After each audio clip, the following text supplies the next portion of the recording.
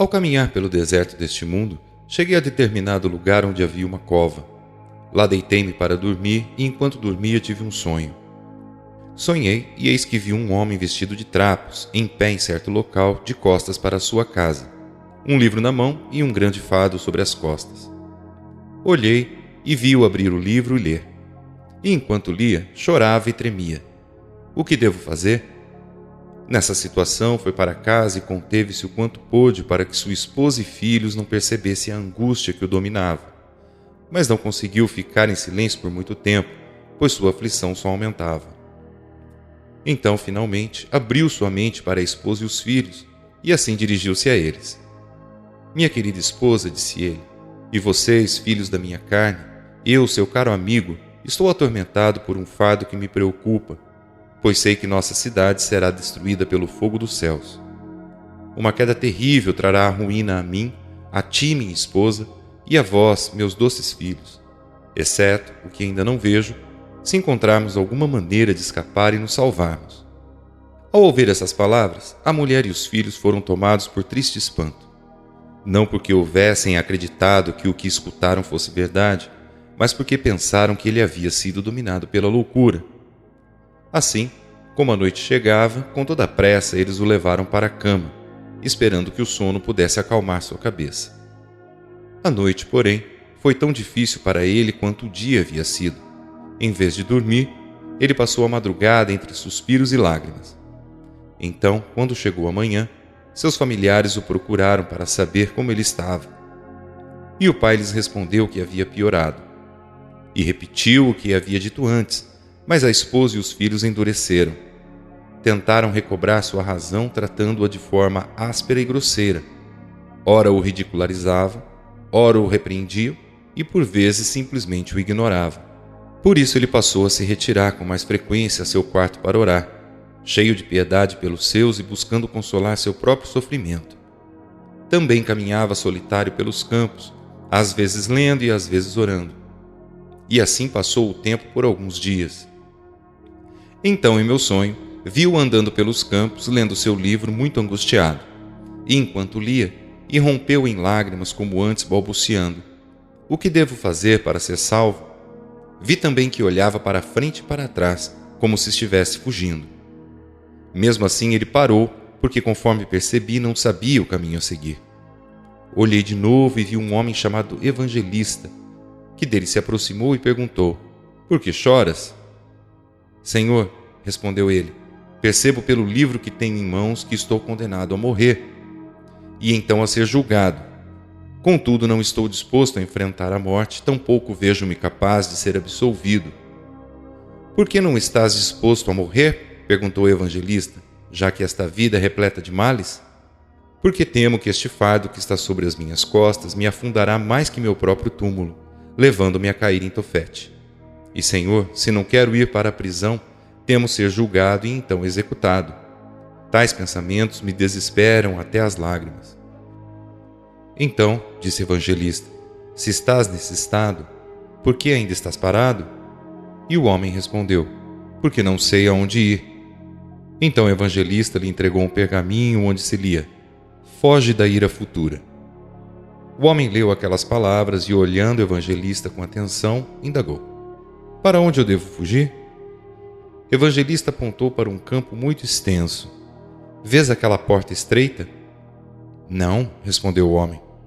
Vês a luz que brilha na distância? Acho que sim, disse.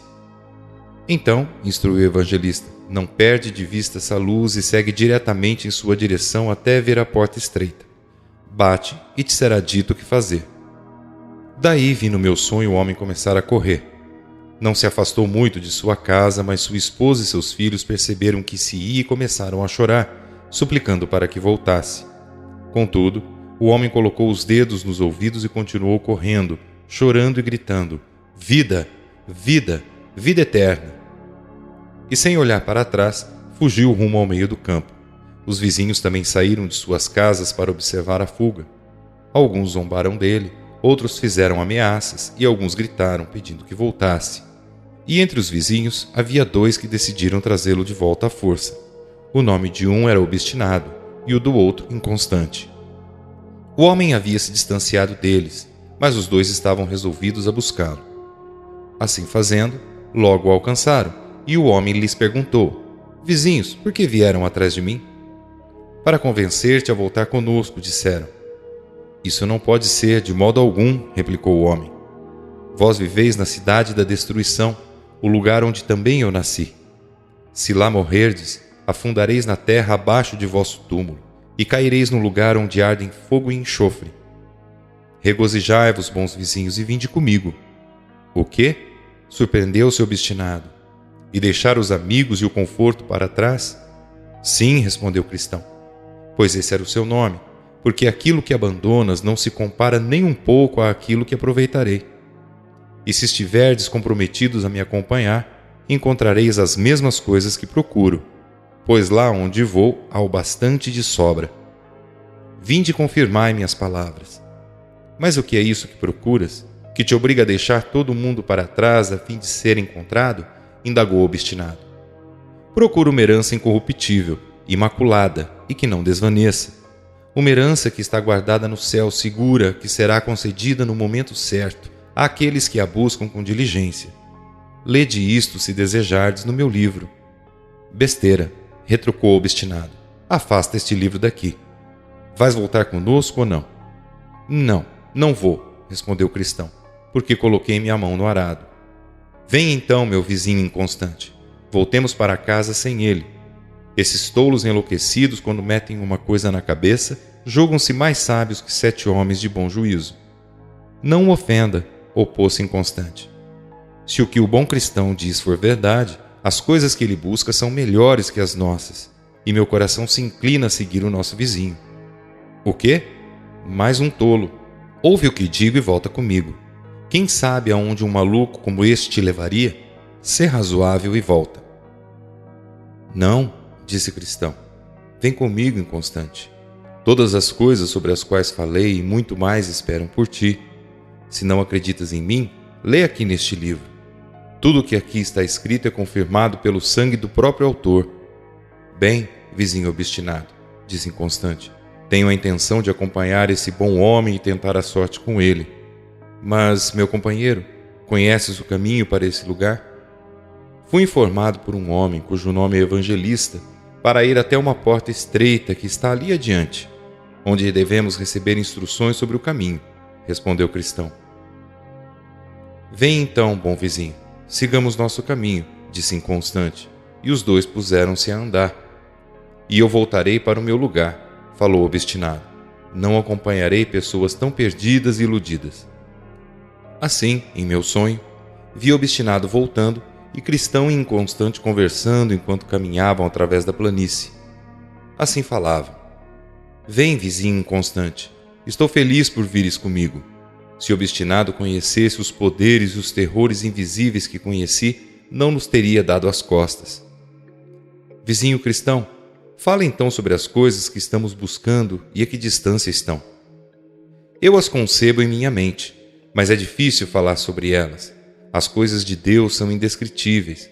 Entretanto, como desejas saber, lerei sobre elas no meu livro. E acreditas que as palavras do seu livro são mesmo verdadeiras? Sim, assegurou o cristão, pois foi escrito por aquele que não pode mentir. Boa resposta. E o que diz o livro? Que há um reino infinito a ser habitado, e fala sobre a vida eterna que nos será dada para que possamos morar nesse reino para sempre. Isso me agrada. E o que mais? Que seremos coroados e glorificados, e que usaremos roupas que nos farão brilhar como o sol no firmamento. Isso é muito aprazível. E o que mais? Não haverá mais choro nem dor, prosseguiu o cristão, porque o Senhor desse lugar secará todas as lágrimas dos nossos olhos. E quem serão nossos vizinhos? Lá viveremos entre serafins e querubins, criaturas cuja luz ofuscará nossos olhos. Seremos recebidos pelas dezenas de milhares de pessoas que chegaram ao lugar antes de nós. Nenhuma dessas pessoas é má. Todas são amorosas e religiosas. Todos caminham à vista de Deus e permanecem em sua presença, eternamente acolhidos. Em uma palavra, veremos os anciãos com suas coroas de ouro e veremos as virgens santas com suas harpas douradas. Lá também veremos homens que, ao passarem pelo mundo, tiveram seus membros decepados, foram consumidos pelas chamas, devorados por animais nos circos de antigamente, afogados nos mares, e tudo isso pelo amor que dedicam ao Senhor desse lugar. E todas essas pessoas estão bem, trajando a imortalidade como se fosse uma vestimenta. O que dizes arrebata meu coração. Mas essas coisas podem ser obtidas? O que devemos fazer para conquistá-las? Inquiriu inconstante. O Senhor desse país registrou neste livro o que devemos fazer. A todos os que estiverem dispostos a obter essas coisas, Ele as concederá gratuitamente, respondeu o cristão. Meu bom companheiro, fico feliz ao ouvir isso. Vamos, apressemos o passo. Não posso ir tão rápido, disse cristão, por causa deste fardo nas minhas costas. Vi em meu sonho que, enquanto falavam, aproximaram-se de um lamaçal que estava no meio da planície. Os dois viajantes, como estavam desatentos, caíram de repente no pântano, um pântano chamado Desespero. Revirando-se para tentar sair, ficaram terrivelmente imundos. Ali, portanto, eles se revolveram por um tempo, ficando completamente cobertos de imundície. Por causa do peso em suas costas, Cristão começou a afundar na lama. Ah, vizinho Cristão, gritou inconstante. Onde estamos agora? Sinceramente não sei, admitiu Cristão. Inconstante irritou-se com a resposta e, cheio de raiva, dirigiu-se ao companheiro. É essa a felicidade sobre a qual me falaste todo esse tempo? Se temos tanta dificuldade já em nossa partida, o que poderemos esperar ao longo da jornada? Que eu possa voltar com vida. Por mim, podes buscar esse país admirável sozinho.